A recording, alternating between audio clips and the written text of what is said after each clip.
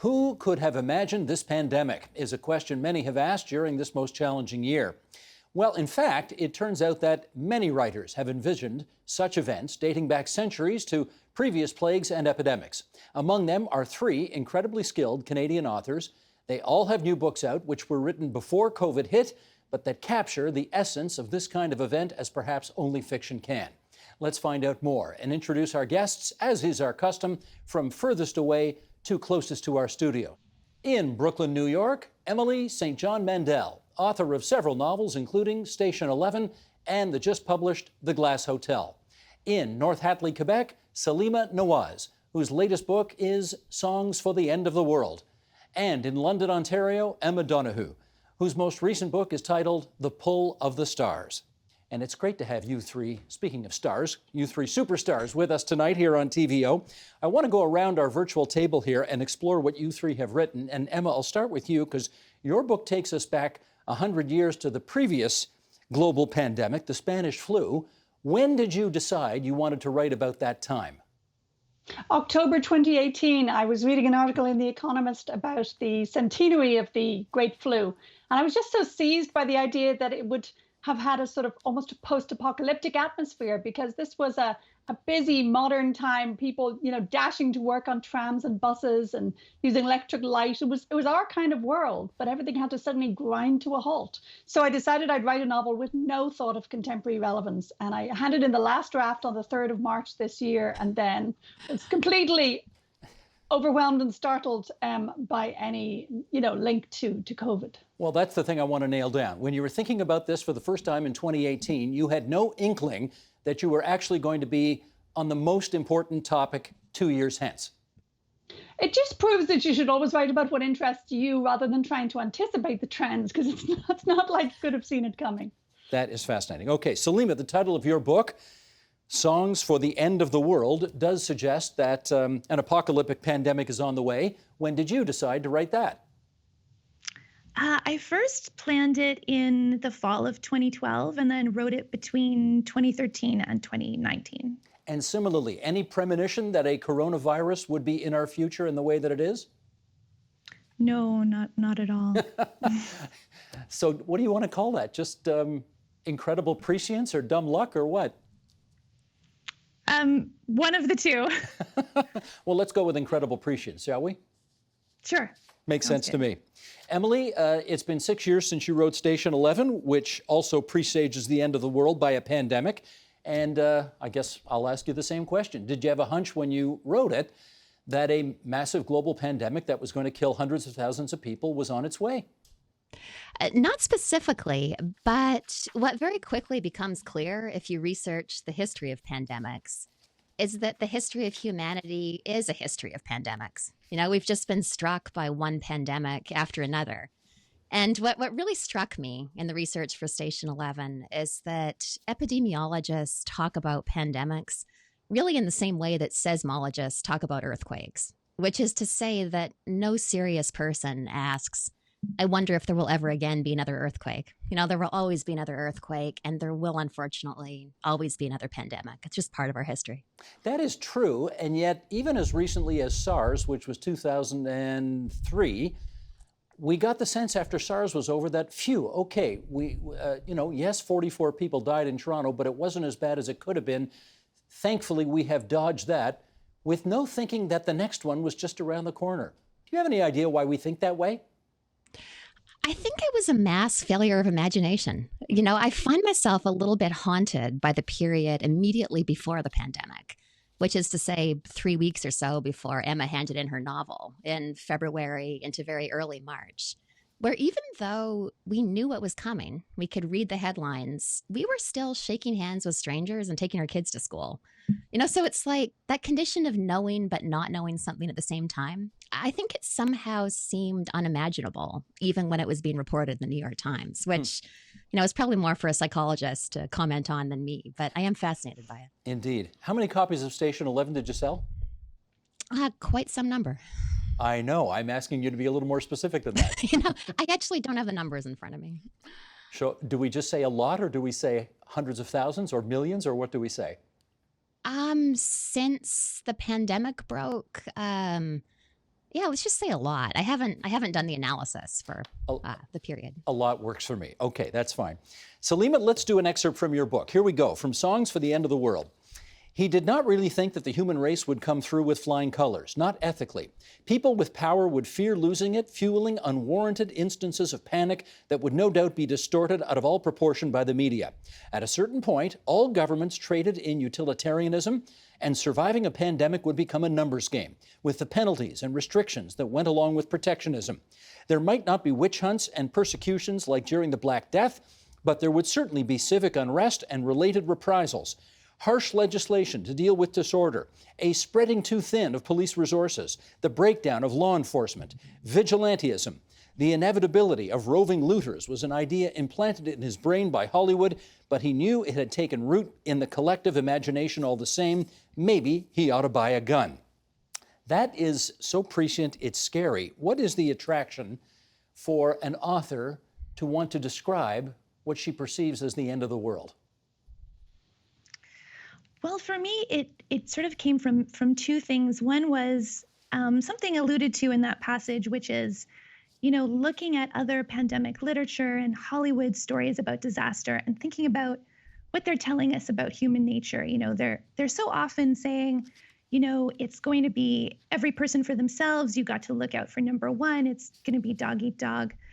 And I just didn't think that was necessarily true, but I was interested in what effect those stories have on our, unconscious, and what if we start enacting these stories we've been told about who we are. So I wanted to explore what I believe human nature is like and the effect of those stories on our imagination.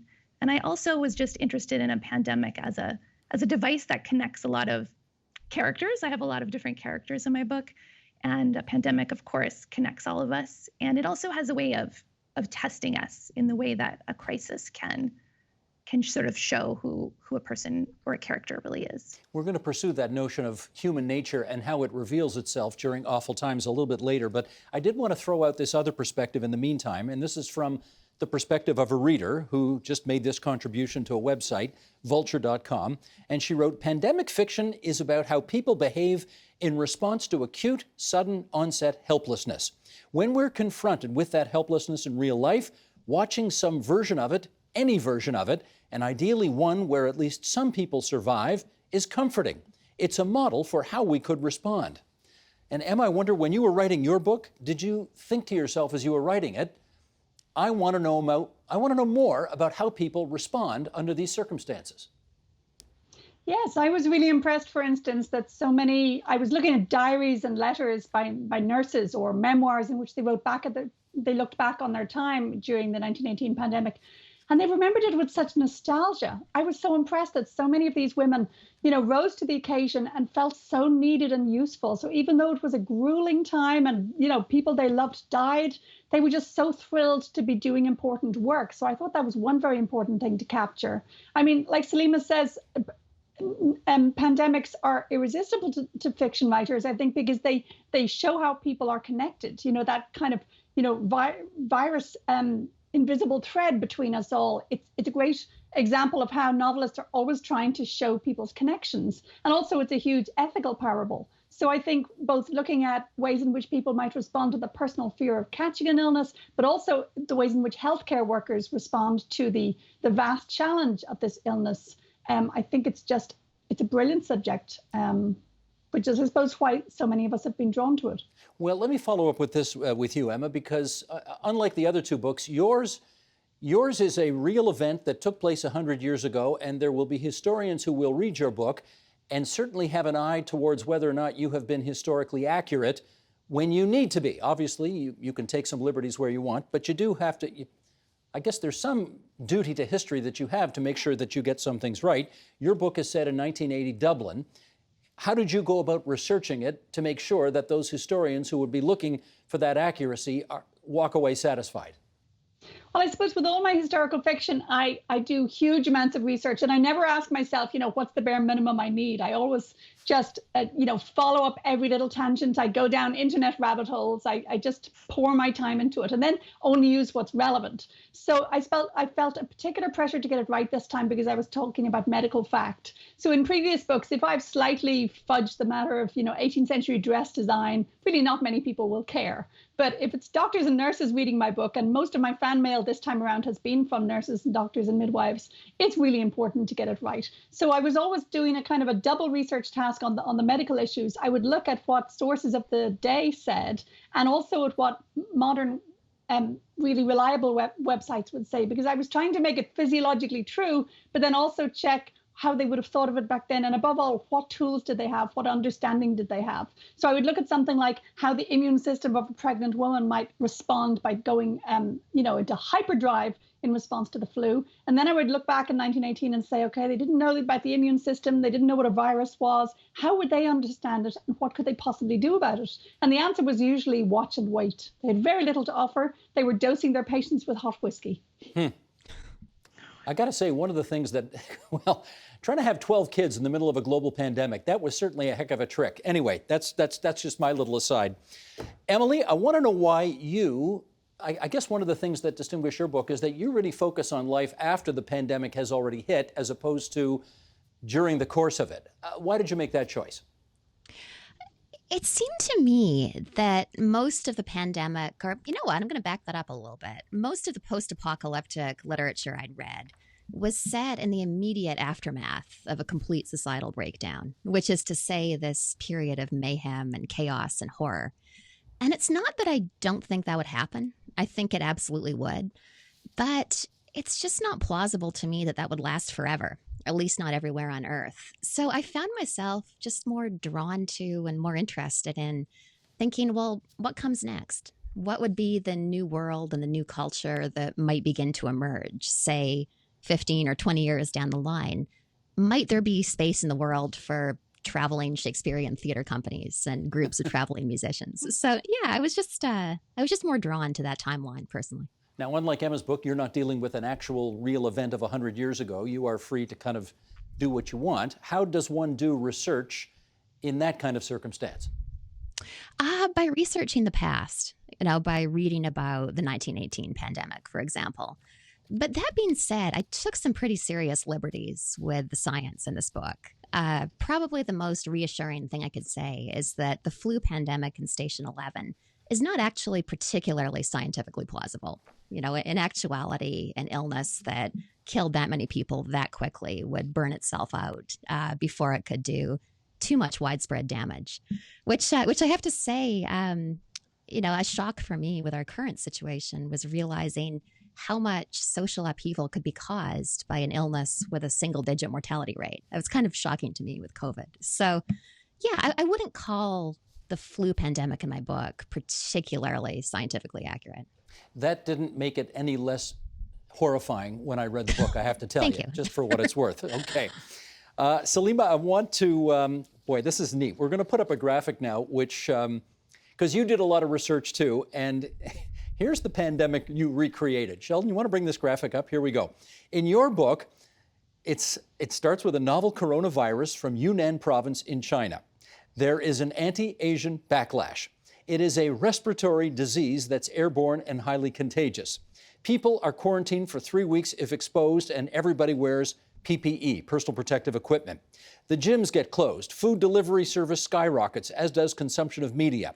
It makes its debut as a super spreader event in New York City and spreads like wildfire. That is eerily accurate to what has actually transpired. How have you managed to get so much of that right? Well, I mean, like Emma, I did a lot of research, a lot of internet rabbit holes. And because I was writing for such a long time, I was working on it for so many years that I kept re-researching things. And as new epidemics would break out, I would sort of comb through the news looking for, new developments. I read a lot about the Spanish flu. I read about SARS. I went and read a lot of epidemiology papers showing, the modeling of how infectious diseases spread and how that can be impacted by community mitigation strategies like social distancing and quarantine. So, all this information is out there. As Emily mentioned, epidemiologists have been saying it's not a matter of if, it's when it was going to happen. But I just have to wonder, when COVID-19 hit and then Yeah. all of these things started happening, did you start to say, oh, wow, that's like in my book? Oh, wow, that's like in my book. Oh, my goodness, that's exactly like, I mean, did you have those moments? Yes, completely. The whole sort of beginning of COVID-19 unfolding was just a long, prolonged moment like that, for sure.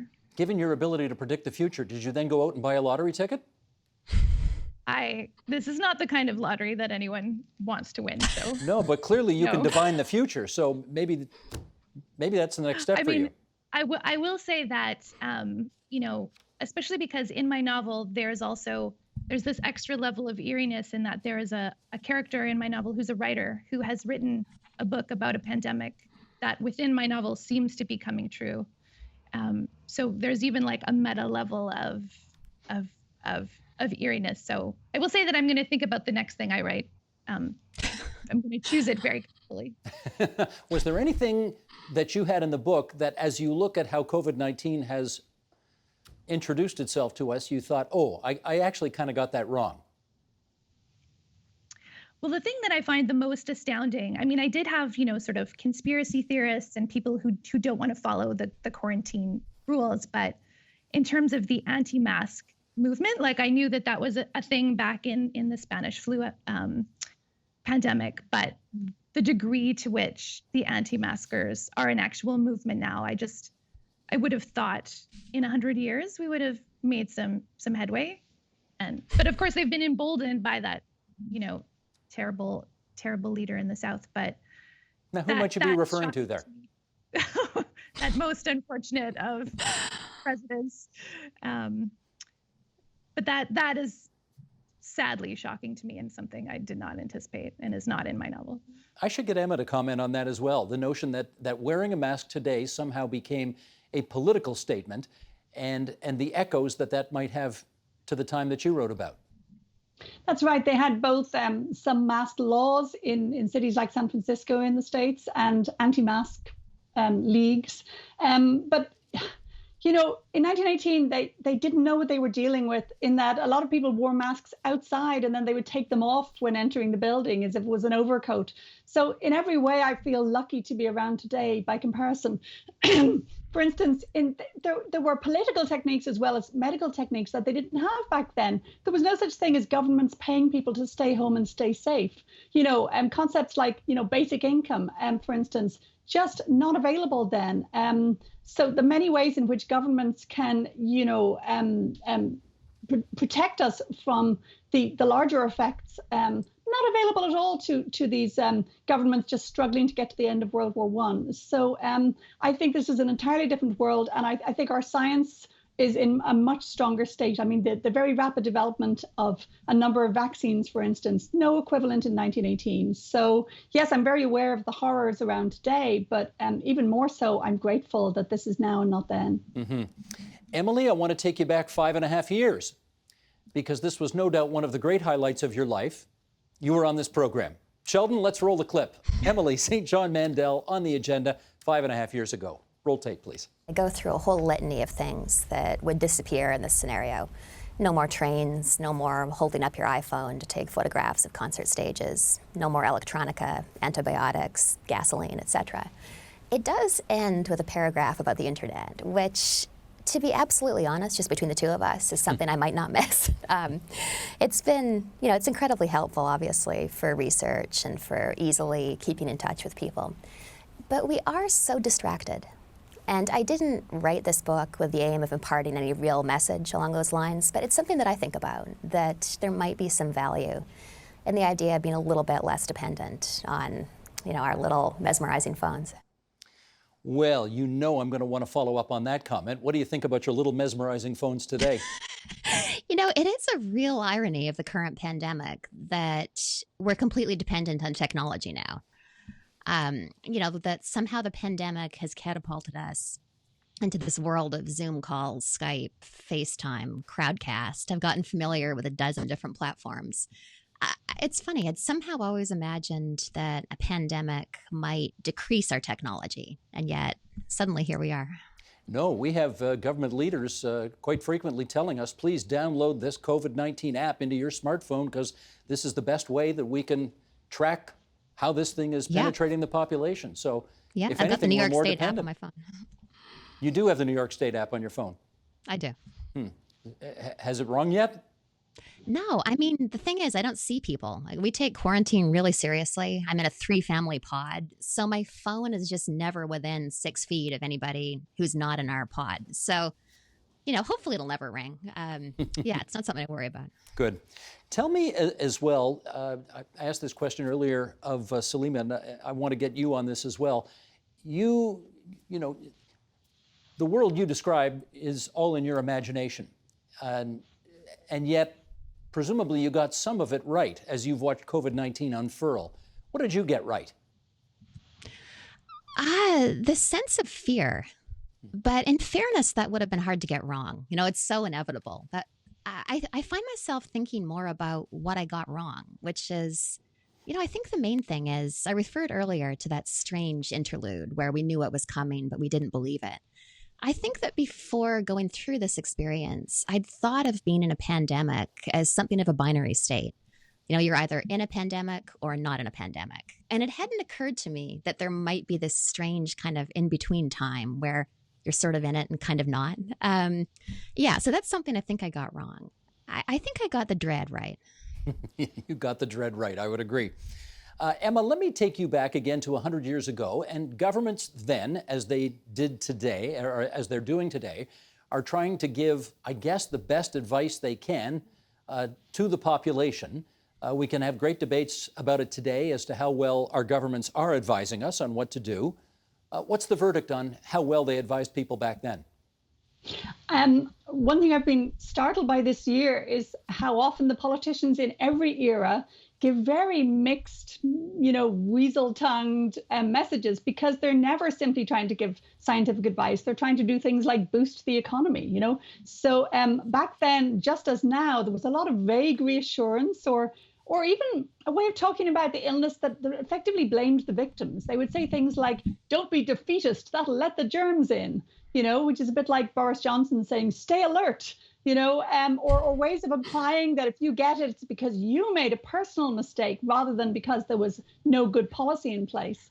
Lots of blaming the poor for pre-existing conditions, blaming those who live in crowded conditions for the fact that, they are going to pick up things from each other. So a lot of emphasis on individual responsibility in a way which really makes no sense when you're talking about, invisible microbes. So I put a lot of government propaganda into my book because I wanted to capture that weird sense in which the advice you're getting from the authorities might really be intended for crowd control rather than intended to truly give you the most up-to-date information. So writing this book has made me feel passionately pro-science rather than pro-politicians, and a feeling that in every era we need to find our Dr. Fauci's and our Theresa Tams and cling to them as they attempt to work out what's actually true rather than what's politically advisable or expedient. Well, let me follow up with this, because when this thing first broke, in fact, Dr. Fauci and Dr. Tam both said, don't put a mask on, you probably won't do it properly, and as a result, you'll futz with it,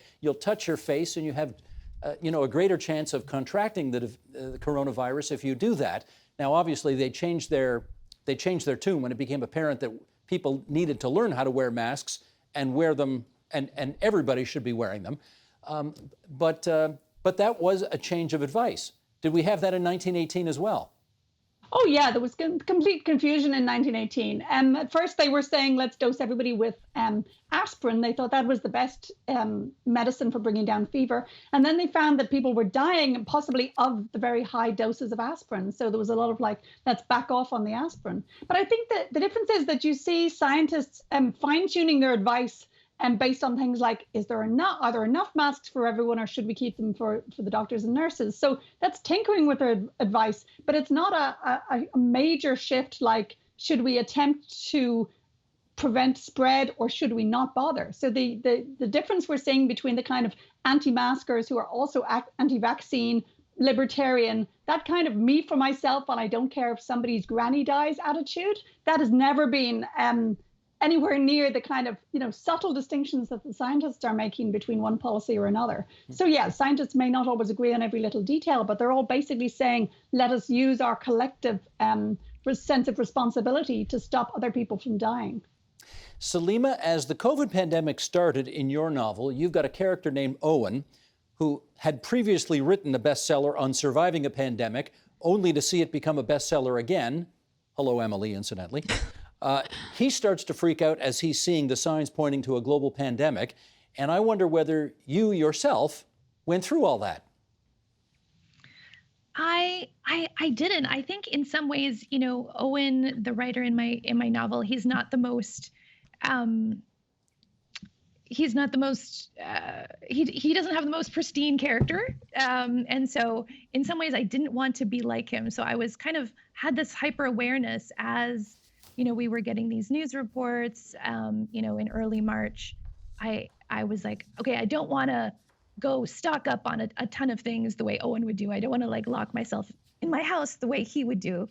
And I think sort of like Emily said, that sense of unreality, even having done all of this research, even having written this book, even having characters in the book who are hyper aware and who prepare in advance for this pandemic, there's this sense of, oh, it's not quite here yet, or I'm just not sure, when is the day that I pull my daughter out of daycare? And just sort of existing in that weird state of disbelief, even having done so much research and even having imagined a very similar reality in my novel. Emily, how about you? When February turns to March and then March to April, and then we realize we're really in the thick of this thing here, how much do you start to say, this is sounding a bit too much like something I just wrote 5 years ago? To be honest, I was relieved that it wasn't nearly as bad as the thing I wrote. I think something I have in common with parents around the world is a deep sense of gratitude that, in contrast to the 1918 pandemic, children so far are usually not severely affected. So there was a feeling of dodging a bullet there, that, this is terrible, but thank God it's not actually Station 11. Emma, how about you? Same question. Oh, I've been deeply grateful that so far, not only does COVID not look as bad as the 1918 flu, but that we have so many more tools. The speed with which we can share information. I mean, yes, that allows disinformation to spread too, but in every way, we are more able to rise to this challenge than they were in 1918. And in 1918, they were still in the middle of a global war, which literally spread the illness as huge populations were moved around the world, but also just sapped people of time and energy and made governments unwilling to cooperate with each other. So, if we mess this up, it's really our fault. It's not that we didn't have the tools. Yeah, I do recall 100 years ago, they had to cancel the Stanley Cup because one of the participating members, Bad Joe Hall, died in the middle of the Stanley Cup final. And this year they managed to put all the players in a bunch of different bubbles, and they played the Stanley Cup, and they awarded the Stanley Cup, and they gave the public a sense of normalcy that we'd get through it. I mean, that does show some sense of progress, I presume, doesn't it? Oh, I think there's no comparison. We understood and had diagrams of coronavirus within a couple of weeks. In 1918, they really had no idea what they were dealing with. I don't think anything they did got them through the pandemic. I think it just died out on its own, as Emily was saying. So I think we're in a much better state if only we don't allow, the madness of, say, conspiracy theories to undermine the scientific efforts.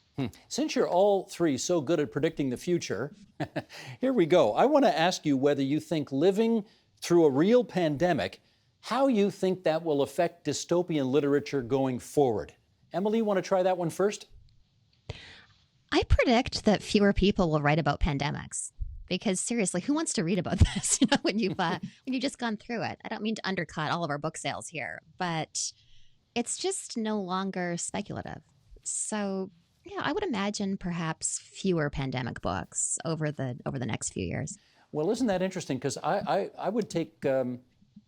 Boy, I hate to disagree with a guest in the middle of a program, but I think we're all utterly fascinated with it now. And don't you think the appetite I mean, it's possible the appetite for this kind of work will be even more intense, isn't it? I suppose it is possible. I've never, I guess it comes down to personal preference. I've never personally recommended reading Station 11 during an actual pandemic, which maybe comes down to my preferences as a reader. That it's, I find it hard to read about pandemics in a pandemic. But as they say, your mileage may vary. Perhaps other people are having the opposite experience. Yeah. Well, this person's had the opposite experience. Saleema, how about you? How's this going to affect pandemic literature or apocalyptic literature going forward?